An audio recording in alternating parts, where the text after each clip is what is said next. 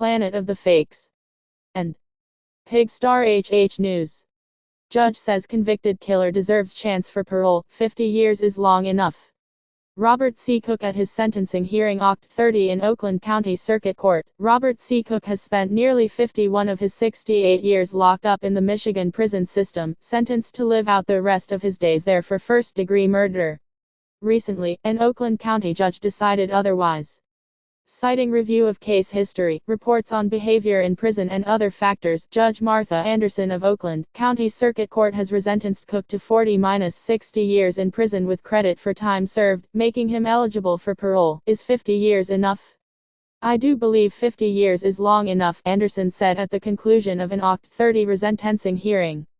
Cook's new sentence resulted from U.S. Supreme Court rulings in 2012 and 2016 that make mandatory life in prison for juveniles unconstitutional and require the cases to again go before a judge who can decide if a lesser penalty is in order. Cook was a couple months shy of his 18th birthday on Deck 29, 1969, when he climbed atop a gas station in Pontiac with a loaded, high-powered rifle and laid in wait for his victim, a man he insists to this day was going to kill him if he didn't act first.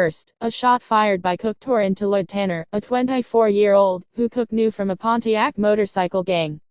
Tanner died about 4 months later, having undergone several surgeries and developing infections tied to the bullet wound.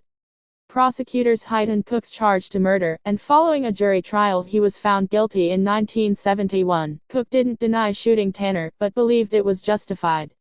More than 5 decades after the slaying, Cook hasn't changed his mind.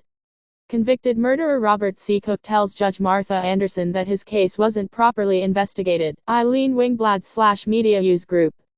Prior to Anderson's ruling last Friday, he discounted claims by prosecutors that it was a revenge killing after being humiliated by Tanner and another gang member.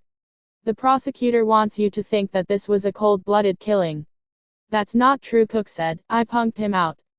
Cook, who filed a number of appeals over the years, asserts that the case was not properly investigated, and that the shooting happened because his life had been threatened after he stopped Tanner and another man from raping a female acquaintance in Pontiac. He was simply following the rule of the streets back then, he said. I punked him out. That's what started this whole thing then. I stopped him from getting me first, Cook said. Cook also told the court that he feels his debt to society has been satisfied and that he poses no threat. Thank you very much.